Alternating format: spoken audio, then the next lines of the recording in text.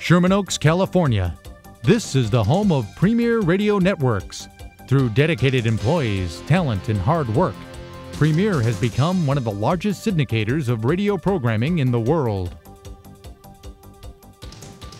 But along with its success, Premier has its share of secrets, and when the hallways are quiet and the studios empty, some say the ghosts of Premier Radio roam the halls. There are a lot of strange things here that happen at Premier that are just hard to explain. Join us now as we take a trip beyond the security doors and explore the unsolved mysteries of Premier Radio.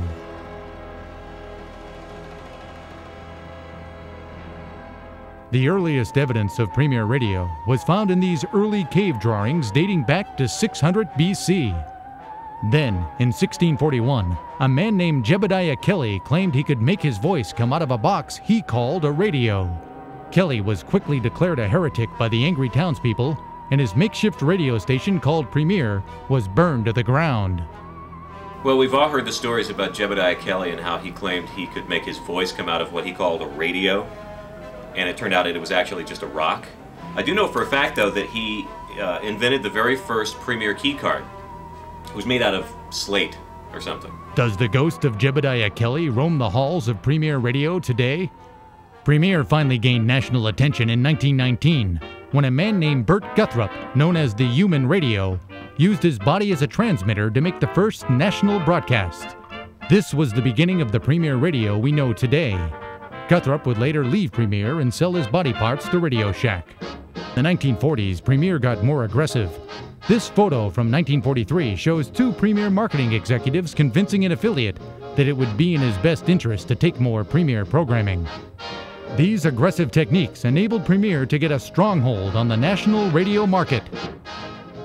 Today, Premier uses more conventional techniques in its sales and marketing strategies, but one can't help but wonder of the many ghosts of Premier past that some say still roam the hallways. I don't want to sound crazy, but there's a picture of Blair Gardner up on the 5th floor, and when I walk by it, it stares at me like it's alive. Rob Eichmann Eisenberg is one of many Premier employees who work late into the night and have experienced strange and unexplained encounters with the unknown. You know, it is morally unacceptable to be haunting people, harassing them, and they can't get back at you in any way. They are not doing the right thing. We asked some of today's Premier employees, do you believe in the ghost of Premier? Yes. I don't think so. Ghosts. Yes. Yes. No. I'm gonna go with yes. No. Yes. Definitely. The ghost of Premier. Yes. No. I don't know.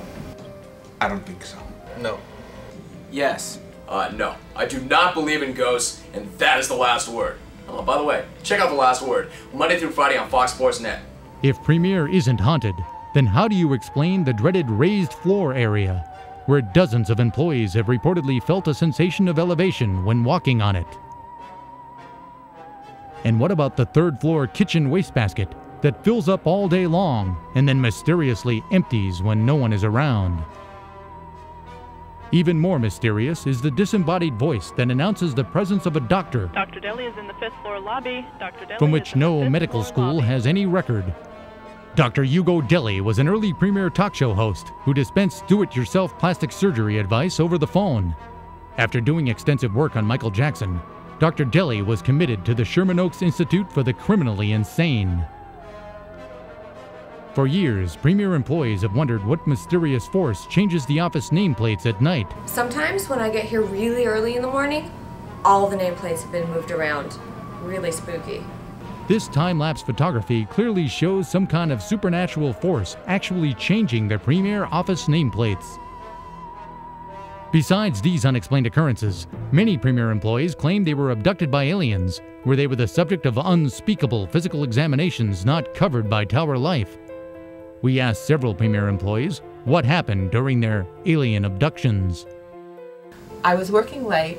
I do that a lot because that's the best time to steal office supplies. As I was loading up on 3-hole papers, manila folders, and post-it pads, I suddenly heard strange noises coming from the 5th floor refrigerator. We've all heard stories about the strange food mutations in the 5th floor refrigerator. People would sometimes go search for their food and disappear without a trace. I didn't believe the stories, but I cautiously approached the refrigerator to investigate the strange noises. As I opened the door, I was suddenly drenched in a swirling cloud of light and rotten noodle fumes. Someone's leftover Chinese takeout had become radioactive, and it opened up a portal to another universe. I felt myself being sucked through empty pizza boxes into the cold, dark void of space. Suddenly, I blacked out, and when I woke up, I was surrounded by strange alien creatures wearing Lisa Gibbons shirts and Jim Rome baseball caps. At first, I thought they wanted to experiment on me, but it turns out they were just after office supplies. Office supplies, office supplies, office supplies.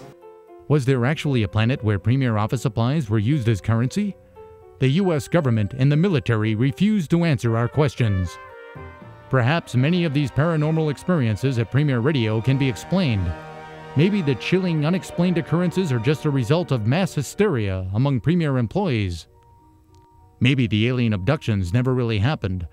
But if Premier isn't haunted, then how do you explain the puzzling ghostly specter that many employees claim they've seen in the halls? A phantom that people have seen early in the morning as well as late into the night. Could this be the ghostly specter who's behind the mischievous deeds like changing the office nameplates? What strange spirit could possibly be in the building at all these odd hours? Happy holidays, everyone.